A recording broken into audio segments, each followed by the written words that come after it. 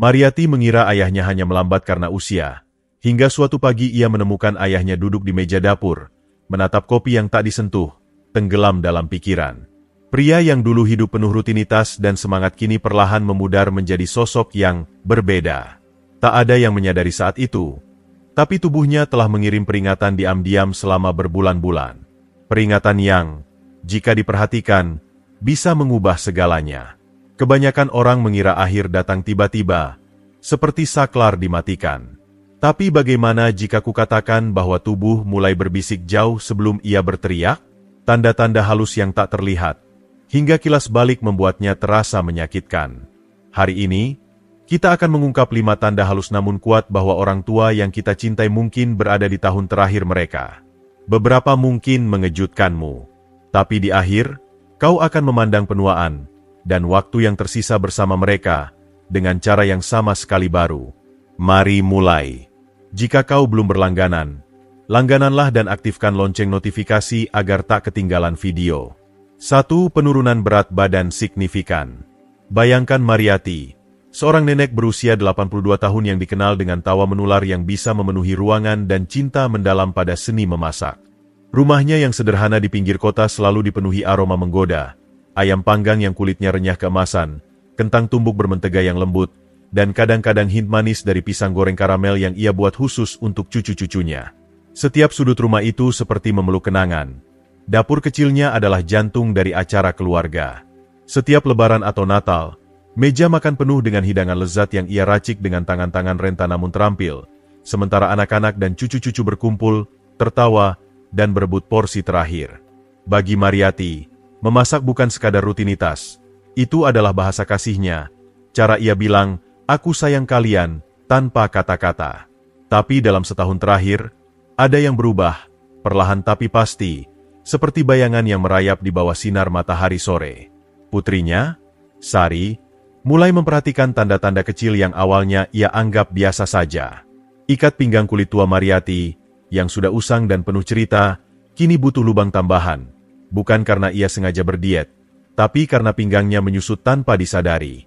Sweater rajutan kesayangannya, yang De Gabriela dulu pas di badan, kini tampak kebesaran, menggantung longgar di pundaknya yang semakin kurus. Dan makan malam keluarga besar yang dulu jadi panggung utama kehebatan kulinernya, Mariyati hampir tak menyentuhnya. Piringnya tetap penuh, makanan hanya diaduk-aduk, dan ia tersenyum lemah sambil berkata, "Aku sudah kenyang, kok." Awalnya, Sari mengabaikannya. Mungkin ia hanya butuh sedikit makanan sekarang, pikirnya, mencoba menenangkan hati. Lansia memang makan lebih sedikit, bukan? Tapi kemudian datang kenyataan yang tak bisa lagi dielak.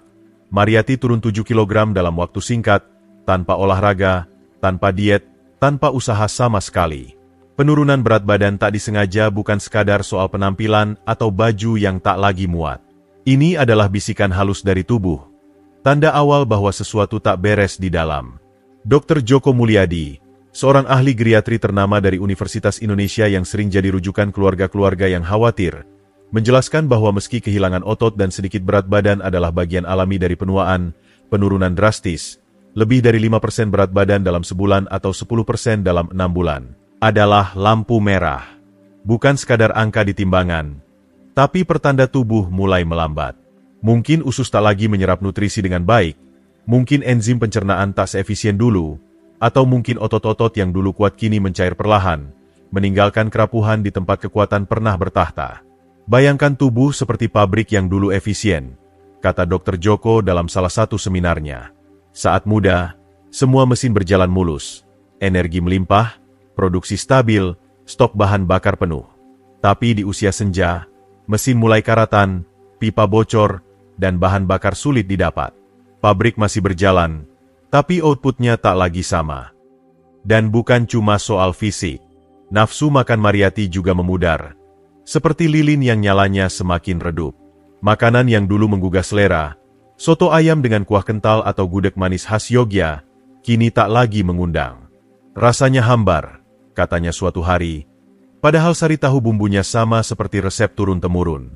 Mengunyah jadi perjuangan, giginya tak sekuat dulu, dan kadang ia tersedak pada potongan kecil. Perutnya juga cepat penuh. meski ia baru makan beberapa suap. Studi dari Jurnal Geriatri Indonesia mencatat bahwa 50 hingga 70% lansia di tahun terakhir hidupnya mengalami hilang nafsu makan, seringkali terkait penyakit kronis yang diam-diam menggerogoti, kanker yang belum terdeteksi, ginjal yang lelah bekerja, atau jantung yang mulai kehabisan napas. Tapi Mariyati belum didiagnosis apa-apa, setidaknya belum. Dokter hanya bilang, kita amati dulu. Sementara keluarga bertanya-tanya, amati sampai kapan? Bagi Mariyati, melewatkan makan bukan cuma soal kurang minat, itu membawa efek domino. Tubuhnya melemah. Kakinya yang dulu lincah mengejar cucu kini sering tersandung di karpet. Ia jatuh sekali di dapur bulan lalu. Untung tak patah tulang, tapi memarnya membiru lama sekali. Pilek ringan yang dulu sembuh dalam 3 hari kini bertahan berminggu-minggu, membuatnya terbatuk-batuk di malam hari. Sari dan keluarga coba segalanya untuk membangkitkan seleranya. Mereka masak rendang favoritnya, beli kue coklat dari toko langganan, bahkan adik Sari, Budi, datang dengan gitar tua dan nyanyi lagu-lagu dangdut lawas yang biasanya bikin Mariyati ikut bergoyang. Tapi sia-sia. Mariyati hanya tersenyum tipis, bilang, kalian repot banget, sih. Sambil memandang kosong keluar jendela.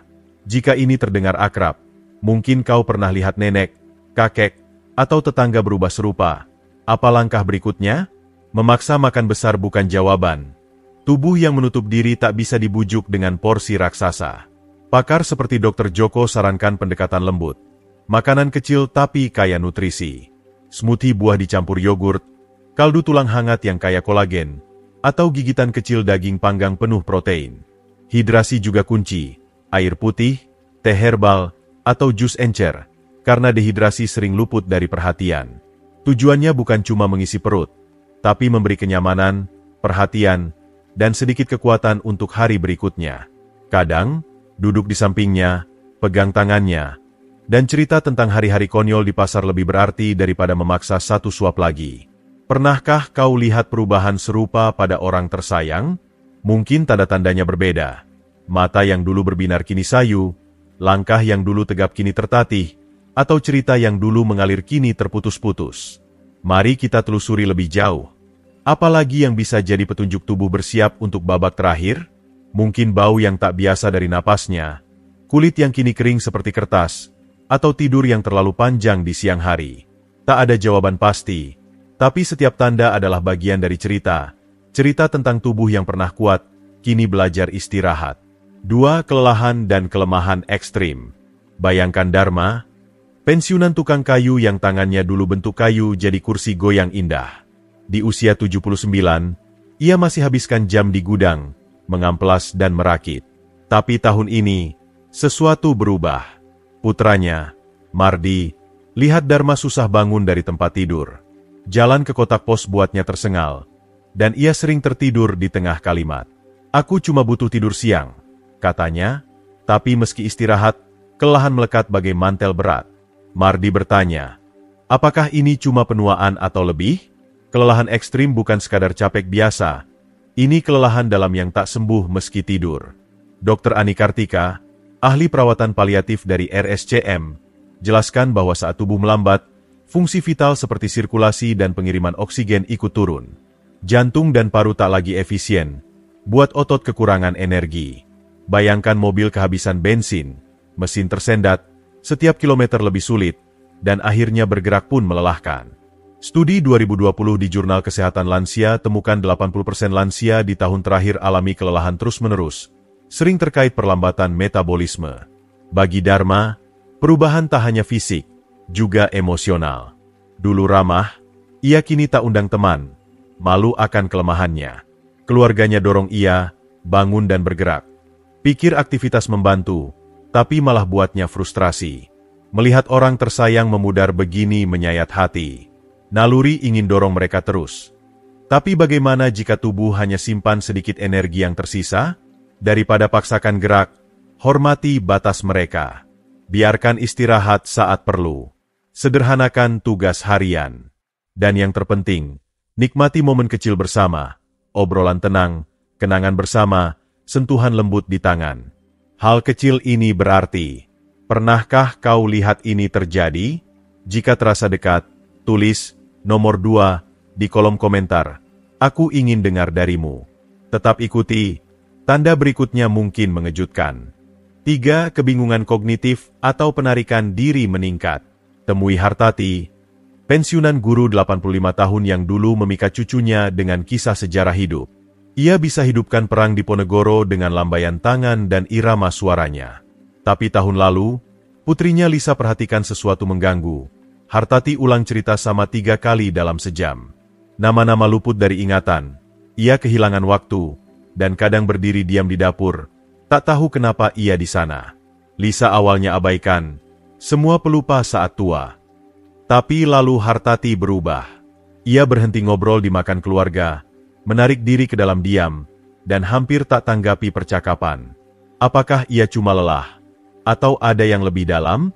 Jika kau masih tonton video ini dan pelajaran ini berguna, tulis 1 di bawah untuk beritahu aku kau masih bersamaku. Penurunan kognitif atau penarikan diri sering tandakan tahap akhir tubuh. Ini bukan sekadar salah taruh kunci atau lupa sesaat. Ini kabut perlahan di pikiran. Neurolog Dr. Rudi Prasetyo dari Klinik Mayo jelaskan bahwa saat sirkulasi melemah, otak kurang oksigen, perlambat kemampuan proses pikiran. Penelitian dari jurnal neurologi temukan 60% lansia di tahun terakhir alami kebingungan atau lupa nyata, meski tak demensia. Bagi beberapa, momen tajam bercampur disorientasi. Lainnya diam-diam mundur, kewalahan oleh usaha ikuti. Anggap otak seperti radio. Saat muda, stasiun jernih, suara tajam, melodi hidup. Tapi saat tubuh lemah, derau masuk, buat suara kabur, kata sulit diikuti. Penarikan diri Hartati bukan pilihan. Itu memudarnya sinyal itu. Keluarganya rasakan duka lihat semangatnya redup. Tapi usaha ajak bicara malah buatnya kewalahan. Jadi apa pendekatan terbaik? Daripada tanya atau dorong bicara, tawarkan kenyamanan tenang. Putar musik lembut, buka album foto lama, atau genggam tangannya. Keakraban dan momen lembut bisa jangkarkan mereka di dunia yang kian asing. Pernahkah kau lihat ini pada yang kau sayang? Tulis, nomor 3, di komentar jika ini terasa. Dan ikut aku. Tanda berikutnya fisik, dan sama jelasnya. 4. Infeksi sering dan penyembuhan lambat. Temui Jamin, duda 87 tahun yang selalu bangga dengan imun kuatnya. Di masa muda, ia jarang pilek, dan jika ia pulih cepat. Tapi tahun ini beda. Putranya, Tommy, lihat dengan cemas saat Jamin lawan pneumonia 2 kali. Lalu infeksi saluran kencing membandel tak sembuh. Bahkan goresan kecil dari memangkas mawar kesayangannya butuh minggu untuk pulih. Terbuka lagi dengan benturan kecil. Awalnya, Tommy anggap sial, tapi dalam hati ia bertanya, kenapa ayahnya sulit pulih dari hal yang dulu tak perlambatnya? Sistem imun yang melemah adalah ciri tahap akhir tubuh.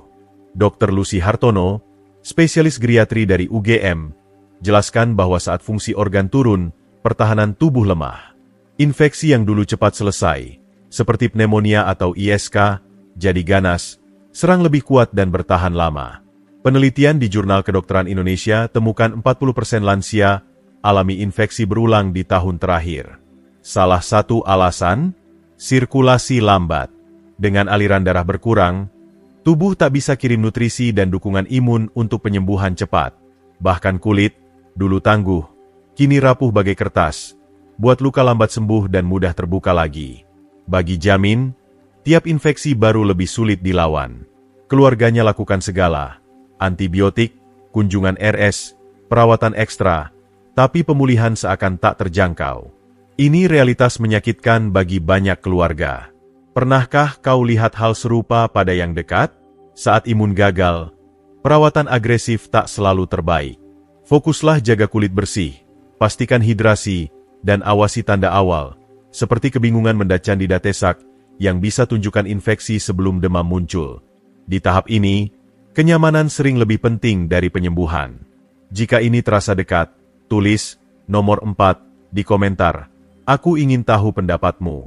Dan jangan pergi, tanda terakhir datang, dan ini salah satu yang paling jelas. 5 perubahan besar pada pernapasan atau sirkulasi. Temui Rukmini, 90 tahun yang dulu sambut pagi dengan jalan cepat.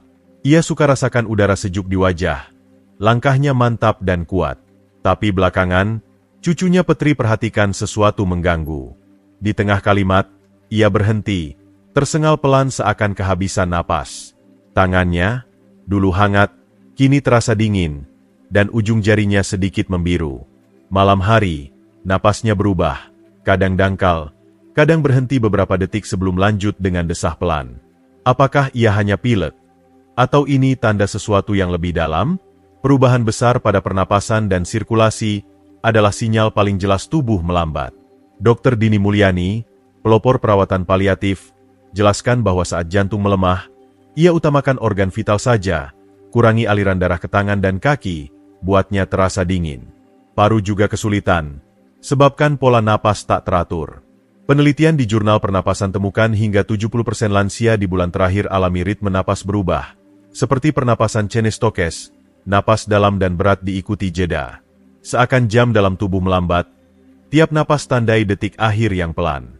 Awalnya, keluarga Rukmini panik, tarik napas dalam, mereka desak, lihat cemas saat ia berjuang. Tapi bagaimana jika perubahan ini tak untuk dilawan? Kadang, cara terbaik bukan dorong tapi beri kenyamanan. Ruangan agak sejuk, bantal disusun baik, atau pelembab sederhana bisa ringankan tanpa intervensi tak perlu. Pernahkah kau lihat tanda ini pada yang tersayang? Wajar ingin perbaiki, coba buat lebih baik. Tapi di tahap ini, tujuannya bukan lawan, tapi hadir. Momen ini butuh tenang, pengertian, dan terutama, damai. Jika ini terasa dekat, tulis nomor 5 di komentar. Dan jika kau ikuti sejauh ini, kau tahu ada lagi yang dibahas. Karena pahami tanda ini adalah langkah awal beri cinta dan kenyamanan saat paling penting. Jadi, kita sampai di sini. Turun berat, lelah, bingung, infeksi, perubahan napas. 5 tanda yang ceritakan tubuh bersiap istirahat pelan. Ini bukan cuma gejala medis. Ini penunjuk, pengingat untuk hargai momen bersama yang kita cintai.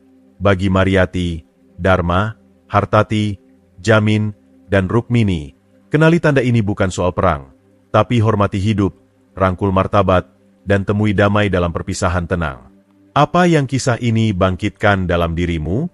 Bagaimana ini bentuk momenmu berikutnya dengan yang tersayang? Kau tak butuh gelar medis untuk beri perubahan. Cukup kesadaran, kasih sayang, dan kemauan hadir.